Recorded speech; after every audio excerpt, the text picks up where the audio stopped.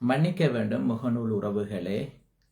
தொலைபேசி சில சிக்னல் கவர்ச்சிகள் இல்லாத காரணத்தினால் தடையாகிவிட்டது. සියලු දෙනාට තෙරුවන් සරණයි.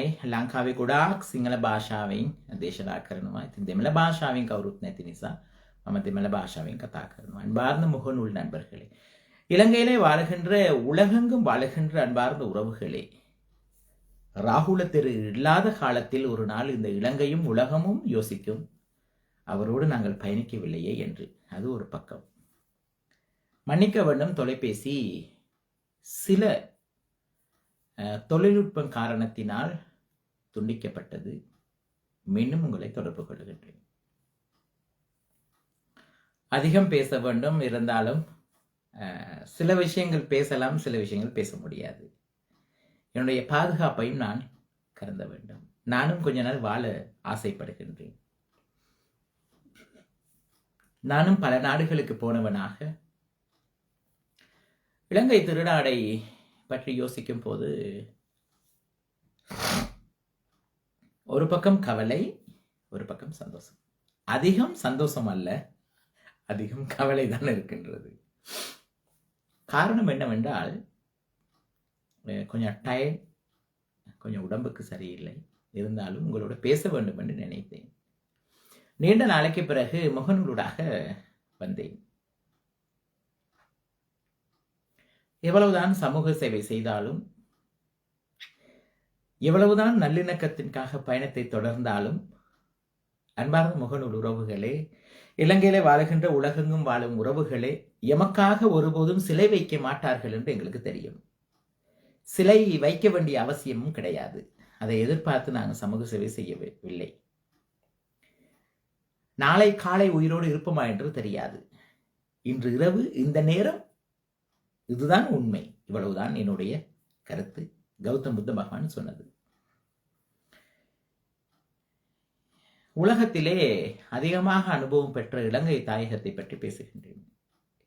ஒரு மொழி ஒரு மொழிக்காக மட்டுமே பேசுகின்றது. ஒரு இனம் ஒரு இனத்துக்காக மட்டுமே பேசுகின்றது. ஒரு மார்க்கம் அந்த மார்க்கத்துக்காக மட்டுமே பேசுகின்றது. ஒரு ஜாதி அந்த ஜாதிக்காக மட்டுமே பேசுகின்றது. ஒரு சமயம் அந்த சமயத்துக்காக மட்டுமே பேசுகின்றது. இந்த உலகத்திலே, விசேஷமாக இலங்கை தாயகத்திலே பொதுவாக யார் பேசுகின்றார்கள்? தமிழ் மொழியில் பேசுகின்றேன். தமிழ் மொழியில் உங்களுடைய கருத்துக்கள் இடலாம், எந்த விதமான தடையும் இல்லை என்று நினைக்கின்றேன். தவறான கருத்துக்கள் இட மாட்டார்கள் என்று நினைக்கின்றேன். ராகுல தெருவுடைய சில வார்த்தைகளுக்கு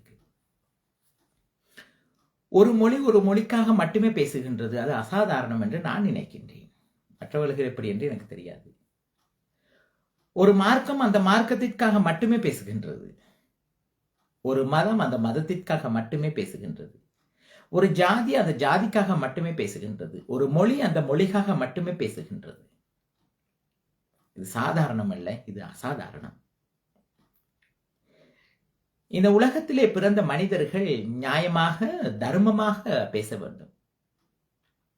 ஒரு மதத்துக்காக ஒரு மனிதன் பேச வேண்டிய அவசியம் கிடையாது. ஒரு ஜாதிக்காக அந்த மனிதன் பேச வேண்டிய அவசியம் கிடையாது. ஒரு மார்க்கத்துக்காக மட்டுமே பேச வேண்டும் அவசியம் கிடையாது.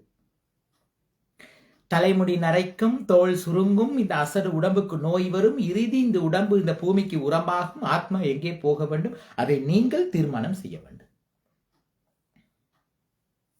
தீர்மானம் செய்ய வேண்டியது எப்படி? அதில் உங்களுடைய கையில் இருக்கின்றது. இந்த நாட்டில் எவ்வளவுதான் சேவை செய்தாலும், எவ்வளவுதான் பயணித்தாலும் ஒருபோதும் மாற்ற முடியாது.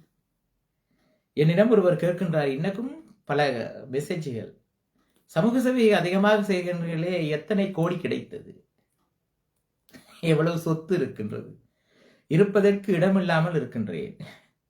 ஒரு டேட்டா கார்டு போடுவதற்கு பணம் இல்லை எங்களிடம். காரணம், நாங்கள் துறவிகள். மாசம் எங்களுக்கான சம்பள பணம் கிடையாது. காலையில் 6 மணிக்கு எதிர்பார்த்து இருப்போம், யாராவது தானம் கொண்டு வருவார்களா என்று.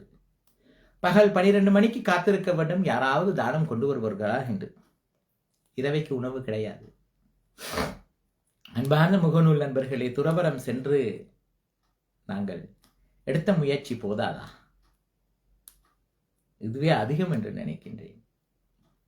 அதிகமாக பேச விரும்பவில்லை. நான் முடிந்தால் பகிருங்கள். இந்த உலகம் சுயநலமானது, பணத்துக்காக இயங்கக்கூடிய ஒரு உலகம், பதவிக்காக இயங்கக்கூடிய ஒரு உலகம், அதிலும் முக்கியமாக இலங்கை தாயகம்.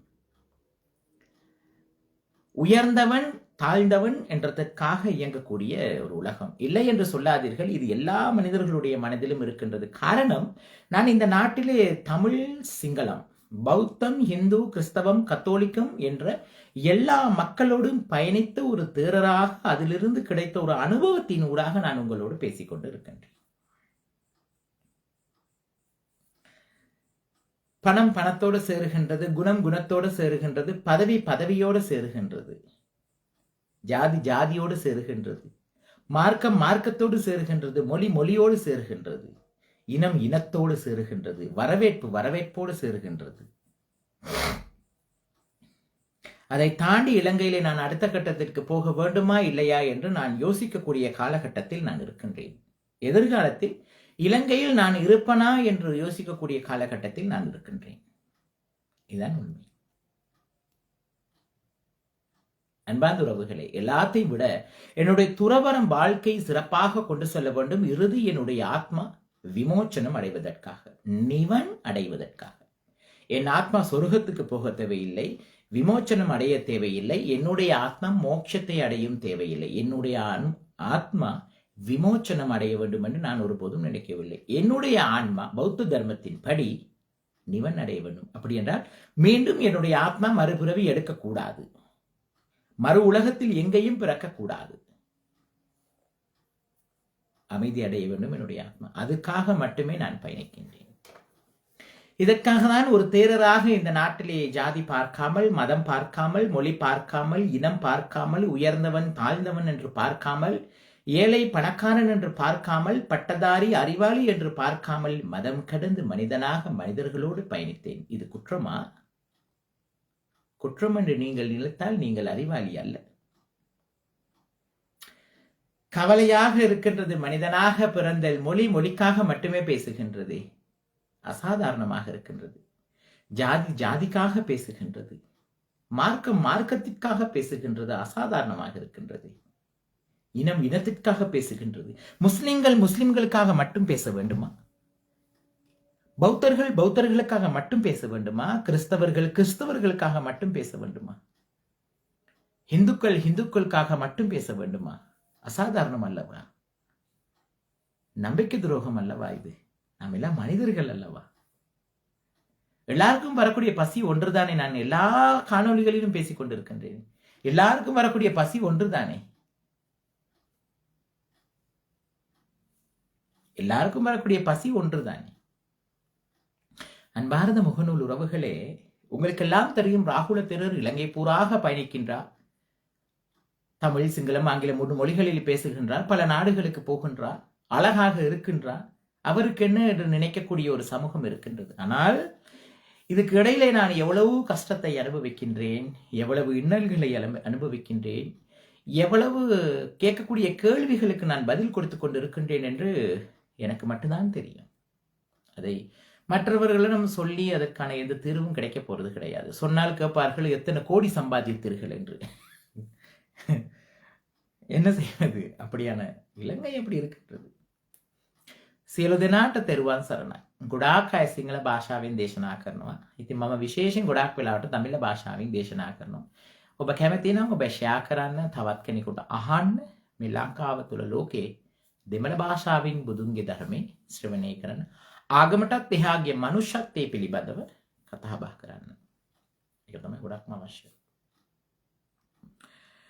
ஆகையால் அன்பார்ந்த உறவுகளே, வாழுகின்ற ஒரு நிமிடம், நாளை என்று ஒரு சமூகம், ஒரு நேரம், ஒரு நாள் இருக்கின்றதா என்று எங்களுக்கு தெரியாது. நேற்று உள்ளதை பற்றி யோசித்து கடக்க வேண்டிய அவசியமும் கிடையாது. இன்று இந்த நேரம் எப்படி இருக்கின்றோம்? கௌதம் புத்த பகவான் சொன்னபடி இந்த உலகத்தில் யாரும் வாழவில்லை. கிருஷ்ண பரமாத்மா சொன்னதை போல் இந்த உலகத்தில் யார் வாழ்கின்றார்கள்? முகமது நபி அவர்கள் சொன்னதை போல் யார் இந்த உலகத்தில் வாழ்கின்றார்கள்? இயேசுநாதர் சொன்னது போல் யார் இந்த உலகத்தில் வாழ்கின்றார்கள்? அடுத்தவர்களை குறை கூறும் அளவுக்கு நாங்கள் யாரும் குறை இல்லாதவர்கள் அல்ல. இதை நான் அடிக்கடி சொல்லிக் கொண்டிருக்கின்றேன். அடுத்தவர்களின் குறையை கூறும் அளவுக்கு, அடுத்தவர்கள் மத்தியில் உள்ள பிழைகளை சுட்டி காட்டும் அளவுக்கு நாம் யாரும் தப்பு செய்யாதவர்கள் அல்ல. என்னுடைய சகோதரி ஒருவர் நான் நினைக்கின்றேன் மஸ்கலியாவில் இருக்கின்றார். என்னாச்சு ஹிமி அவர்களே? ஒன்றும் இல்லை சகோதரி அவர்களே. சமூகத்திலே சேவை செய்து பயணிக்கும் போது ஒவ்வொருத்தருடைய கருத்து ஒவ்வொரு மாதிரி இருக்கும். கேட்கின்றார்கள், எத்தனை கோடி சம்பாதித்தீர்கள்? நாளை எனக்கு டேட்டா கார்டு போடுவதற்கு என்னிடம் பணம் இல்லை. இதுதான் என்னுடைய வாழ்க்கை. நான் ஒரு துறவி.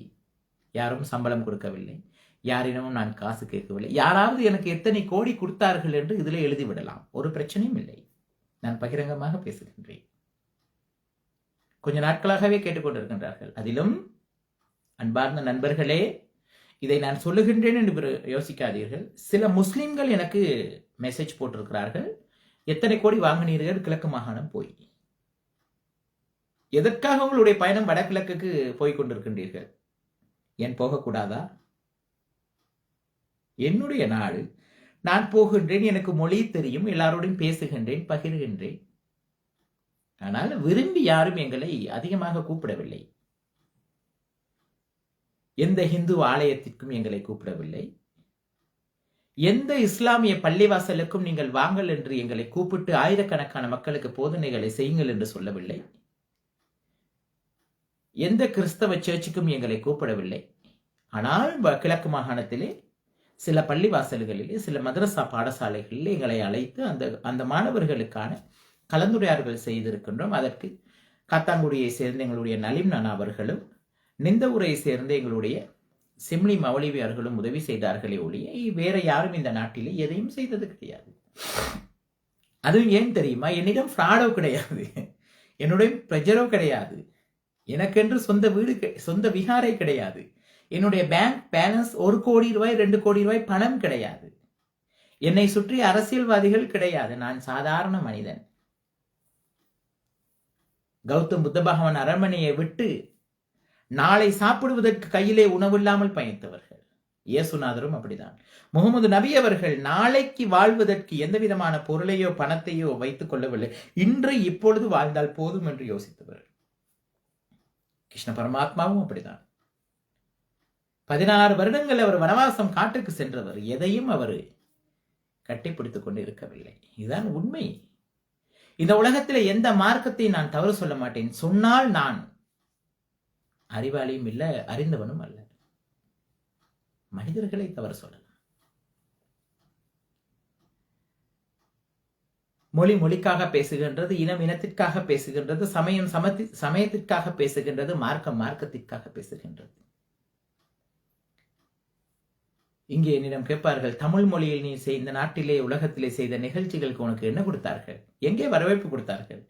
யார் உன்னை பற்றி பேசினார்கள்? உன்னை பற்றி எந்த பத்திரிகையில் எழுதினார்கள்? அதை நான் விரும்பவில்லையே. என்னை பற்றி பத்திரிகையில் யாரும் எழுத தேவையில்லை. என்னை பற்றி யாரும் என்னை அழைக்கவும் தேவையில்லை. ஆனால் நாளை நான் உயிரோடு இருப்பேனா என்று எனக்கு தெரியாது. இன்று இந்த நிமிடம் நான் உயிரோடு இருக்கின்றேன். காரணம், என்னுடைய இறுதி ஆத்மா விமோச்சனம் அடைய வேண்டும். அப்படி என்றால் என்ன? பௌத்த தர்மத்தின்படி நிவன் அடைய வேண்டும். அப்படி என்றால் மறுபிறவி கூடாது. நரகத்திலும் பிறக்கக்கூடாது, சொர்க்கத்திலும் பிறக்கக்கூடாது, பூலோகத்திலும் பிறக்கக்கூடாது. இந்த ஆத்மாவுக்கு மீண்டும் பிறவி வரக்கூடாது என்ற எண்ணத்தோடு பயணிக்கின்றேன். அதிகமாக இந்த உலகத்திலே மார்க்கத்தை வைத்து பணம் சம்பாதித்தவர்கள் அதிகம், மொழியை வைத்து பணம் சம்பாதித்தவர்கள் அதிகம், இனத்தை வைத்து சம்பாதித்தது அதிகம், பணம் சம்பாதித்தது அதிகம். இறுதியாக தான் உடுத்திய உடப்பை கூட அகற்றிவிட்டு பொலித்தீன் சுத்தி, அதன் பிறகு ஒரு 2 ஏர் வெள்ள புடவையை சுத்தி இந்த மண்ணிலே புதைத்ததுதான் மிச்சம்.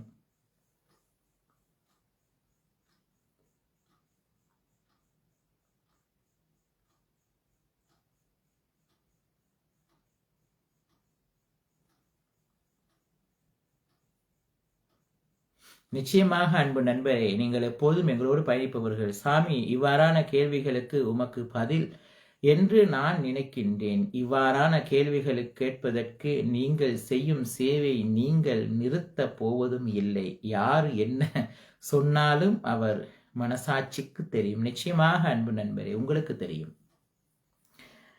அதற்காக தான் என்னிடம் கேட்டார்கள், ஏன் மீடியாவுக்கு வரவில்லை?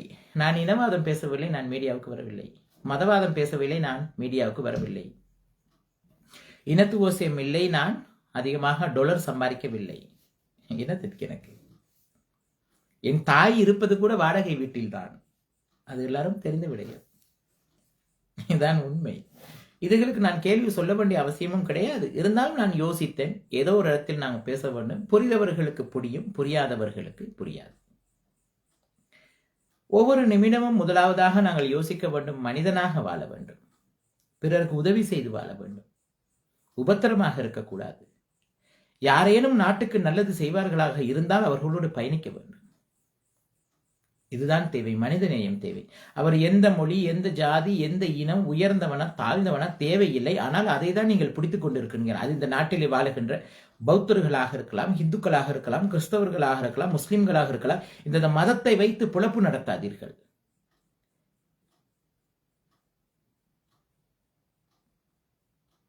மதத்தை வைத்து பணம் சம்பாதிக்காதீர்கள். மதத்தை வைத்து பிழப்பு நடத்தாதீர்கள்.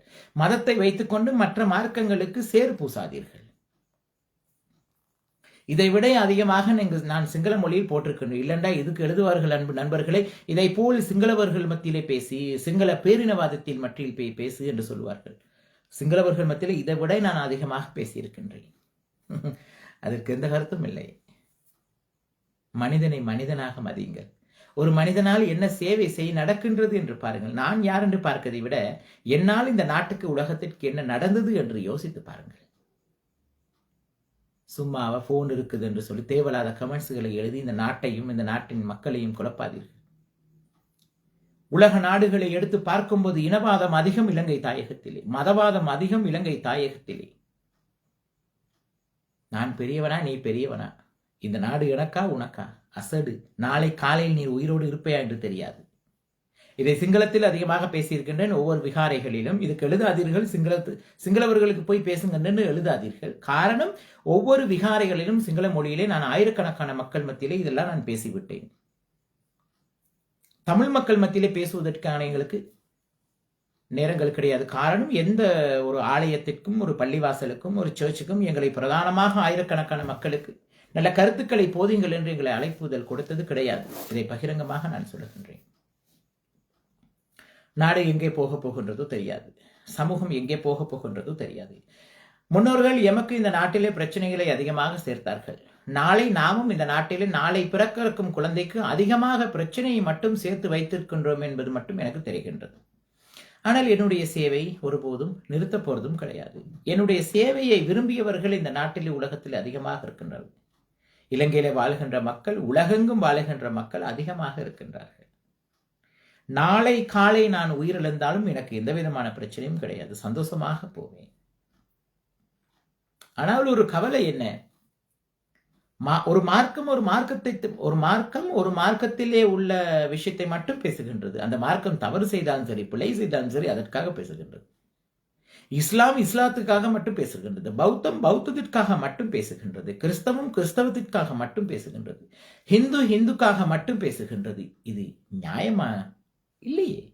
நியாயத்தை பேசுங்கள், தர்மத்தை பேசுங்கள். பிழை என்றால் பிழை என்று சொல்லுங்கள். ஆகையால் அன்பார்ந்த முகநூல் நண்பர்களே, அதிகமாக பேச விரும்பவில்லை. உங்களோடு இவ்வளவு நேரமாக பேசியதற்கு நான் சந்தோஷப்படுகின்றேன். முடிந்தால் விரும்பினால் பகிருங்கள், இல்லை என்றால் பரவாயில்லை, தள்ளிவிட்டு போய்கொண்டே இருக்கலாம் என்றதை சொல்லி, இந்த இடத்திலே எந்த மதத்திற்காக, எந்த மொழிக்காக, எந்த இனத்திற்காக நான் பேசவில்லை. எந்த மொழியையும் மதத்தையும் நான் சந்தோஷப்படுத்துவதற்காக ஒருபோதும் பேசவில்லை. உங்களுடைய மனதிலே கை வைத்து இன்று இரவு நித்திரைக்கு போகும்போது நீங்கள் யோசித்து பாருங்கள், என் மார்க்கத்தை படித்தவனாக நான், என் மார்க்கத்தின் சட்டத்திட்டங்களுக்கு உட்பட நான் சரிவர இன்று நாள் நான் நடந்து கொண்டேனா என்றதை மட்டும் பாருங்கள். அப்பொழுது உங்களுடைய ஆத்மா விமோச்சனம் கிடைக்கும். மதம் கடந்து மனிதனாக வாழ்வோம். இந்த சமூகத்திலேயே எவ்வளவு பிரச்சனைகளை சந்தித்துக் கொண்டு இருக்கின்றேன் என்று எனக்கு ஒருவனுக்கு மட்டுமே தெரியும். ஆனால் ஒரு தொலைபேசி எடுத்து நீங்கள் நல்லா இருக்கிறீர்களா, சாப்பிட்டீர்களா, சந்தோஷமாக இருக்கின்றீர்களா கேட்பதற்கு யாரும் இல்லையே. காரணம், இதுதான் உலகம். அடுத்தவர்களை குறை கூறும் அளவுக்கு நான் நல்லவன் கிடையாது. என்னிடமும் பிழைகள் இருக்கின்றது, உங்களிடத்திலும் பிழைகள் இருக்கின்றது.